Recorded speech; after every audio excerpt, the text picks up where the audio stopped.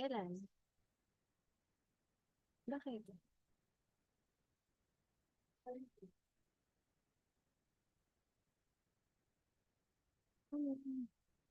Lutang na kasi. Sige, sige. Ano ba yun?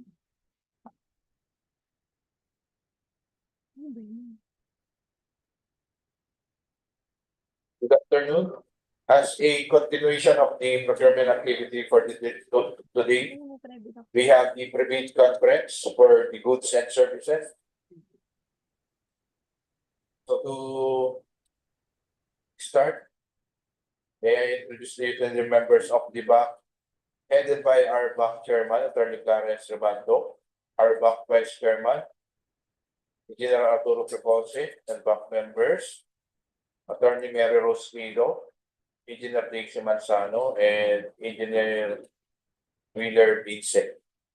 We have also here the technical working group headed by Engineer Rachel Lumagi and member architect Donald Rimando. For the secretary, Renier Salinas, and we have the IT support, Sir Bon Gawin. Sir, all of the BAC members are present. There's a quorum. So thank you, Secretary. Good afternoon. There being a quorum is proceeding for the private conference and to conduct a legal sample for.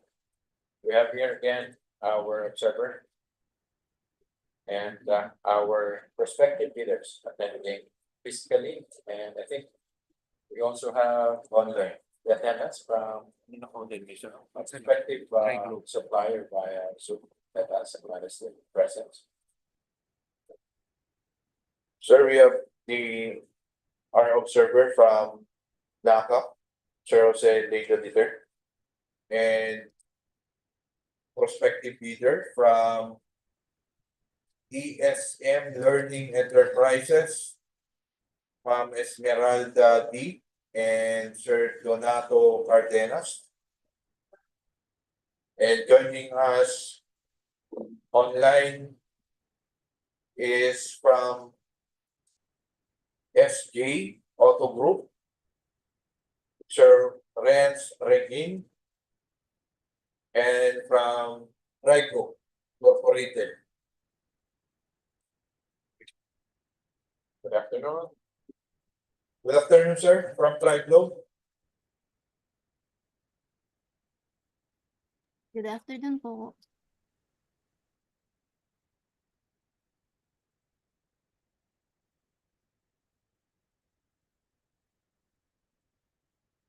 Representative from Triglobe, Ma'am Glidel.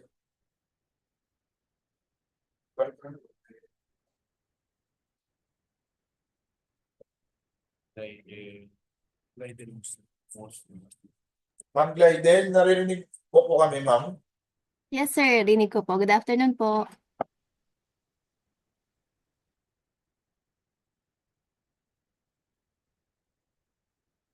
Yung siya, nag-apply na. Offline na, sir. Hello po. Rinig po ako, sir. Yes, ma'am. Ayun, good afternoon po. Good afternoon, ma'am. Then we can now proceed with the presentation of the project details. It's our secretary that has present the details, the scope of these two contracts under goods and services and the requirements stated. If you will be asking questions, ma'am, you can just raise it at any time.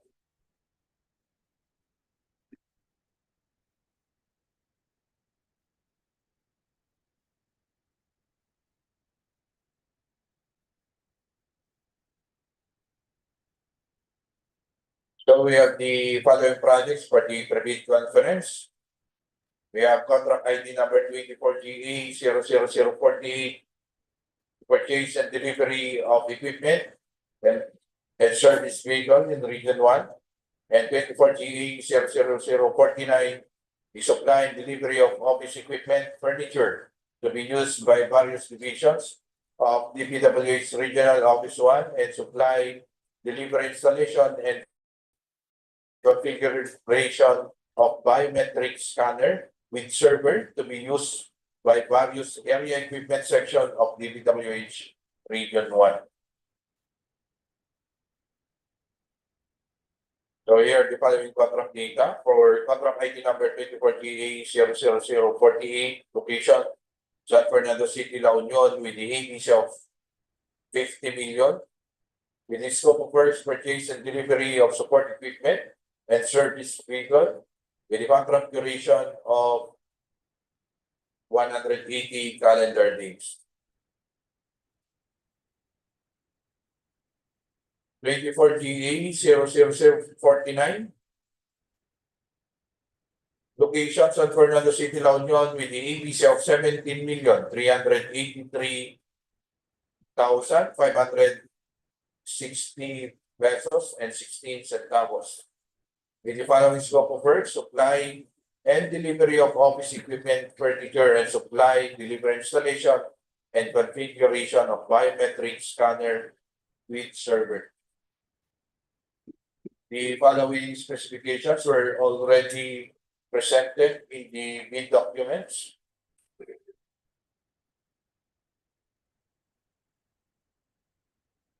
So for the technical requirements, we have the Class A documents, legal documents, valid field certificate of registration, platinum membership, all pages, records of all its ongoing government and private contracts, including awarded but not yet started, records of single largest completed contract or the SLCC similar to the contract, adjusted the current price using the PSA, current price index, should have a contract amount equivalent to at least 50% of the ABC. A contract shall be considered similar to the contract to be made if it has the same major categories of work. Original copy of bid security, if in the form of a surety bond, submit also a certification issued by the Insurance Commission or original copy of notarized bid security declaration and conformity with the technical specifications, which may include production, delivery schedule, manpower requirements, and or after sales parts, and if applicable, an original duly signed omnibus sworn statement, and if applicable, original notarized secretary certificate in case of a corporation, partnership, or cooperative, or original special power of attorney of all members of the joint venture, giving full power and authority to its officer to sign the omnibus sworn statement and do acts to represent the bidder. For the financial documents, we have the audited financial statement, stamp received by the BIR or its duly accredited and authorized institutions for the preceding calendar year, which should not be earlier than 2 years from the date of bid submission. NFCC or line of credit, the computation of the NFCC of at least equal to ABC computed using the prescribed formula, wherein the NFCC equals current assets minus current liabilities times the K factor 15 minus value of unfinished projects, including awarded projects not yet started coinciding with the contract to be bid, or a bidder may submit a committed line of credit from a universal or commercial bank in lieu of its NFCC computation. For Class B documents, it's for the joint venture, if applicable, a duly signed joint venture agreement in case the joint venture is already in existence, or duly notarized statements from all the potential joint venture partners stating that they will enter into and abide by the provisions of the joint venture agreement in the instance that the bid is successful. For the financial requirements, we have the original of duly signed and accomplished financial bid form and original of duly signed and accomplished price schedule. For the form of bid security, the bid validity period and bid security validity period is 120 calendar days from the date of submission of bids. The bidder shall submit a bid security declaration or any form of bid security enumerated below. We have the cash or cashier's manager's check, bank draft guarantee or the revocable line of credit is 2% of the ABC, while the surety bond is 5% of the ABC.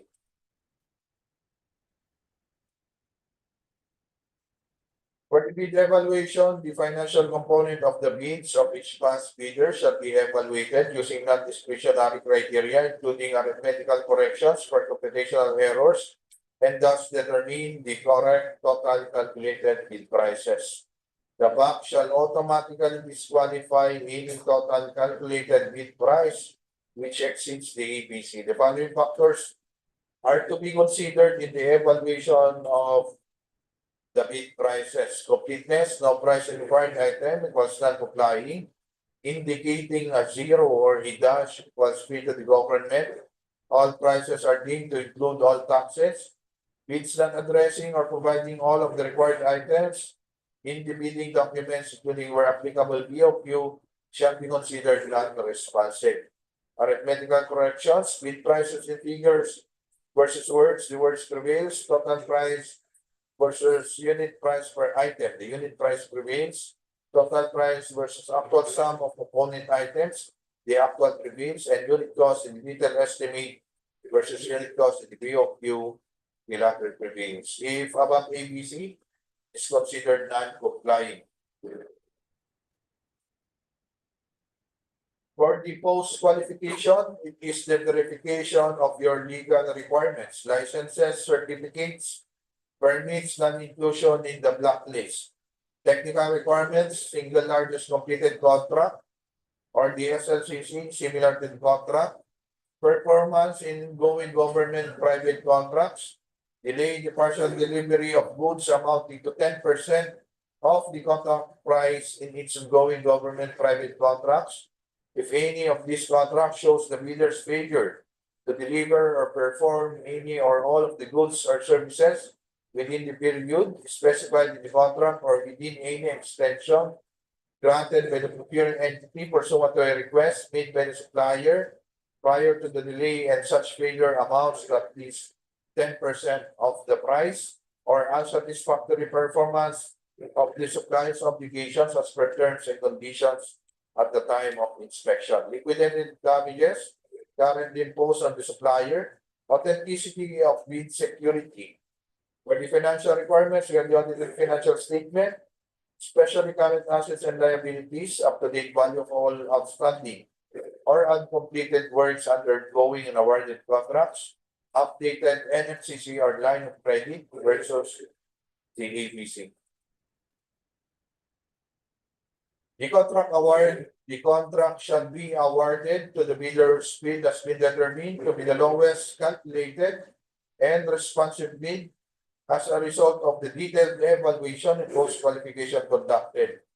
The successful bidder shall be notified through the issuance of notice of award within the bid validity period and must be confirmed by the successful bidder in writing within 10 days upon receipt, in accordance with Section 37.2.2 of the 2016 revised IRR of RA 9184.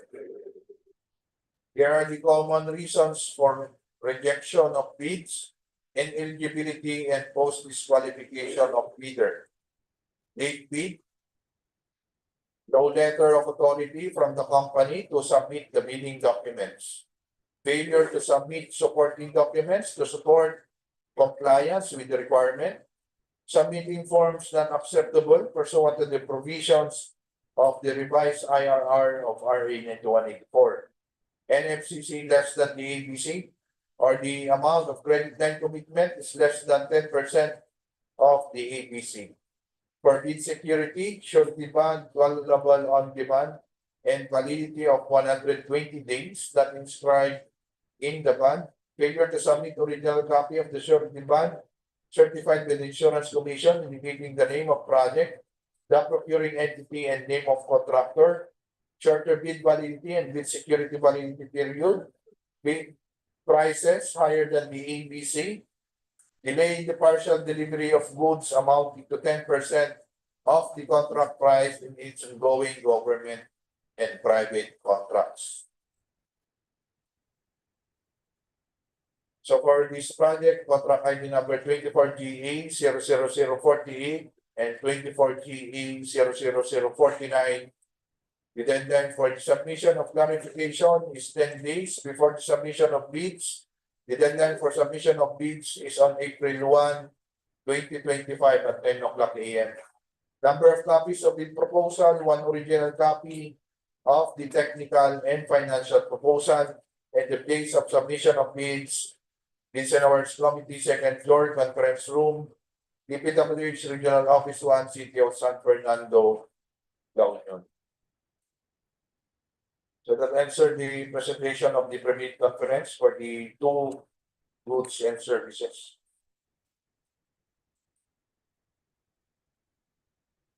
Are there any question, ma'am, sir?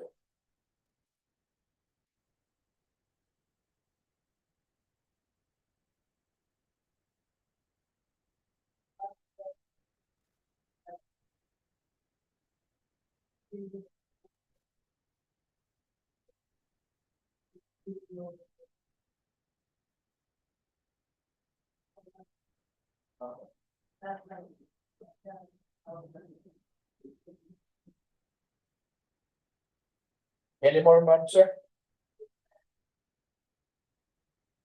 How about for Tri-Globe Incorporated, ma'am Glided? Are there any questions, sir? Wala po, sir. Thank you po. Yes, sir.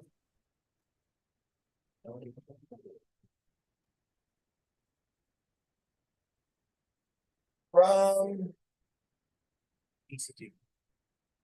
SJ Auto Group,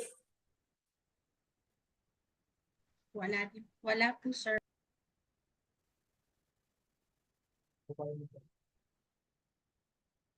wala din po, sir.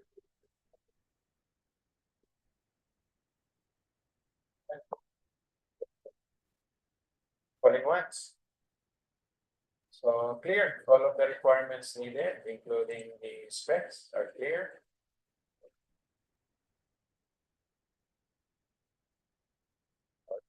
I think we're through with the presentation of our project details for these two particular contracts.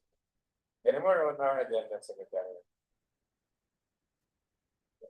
Reminder lang, sir, for tomorrow we have still bid opening. Yes, we're not forgetting. Yes, that's all, sir.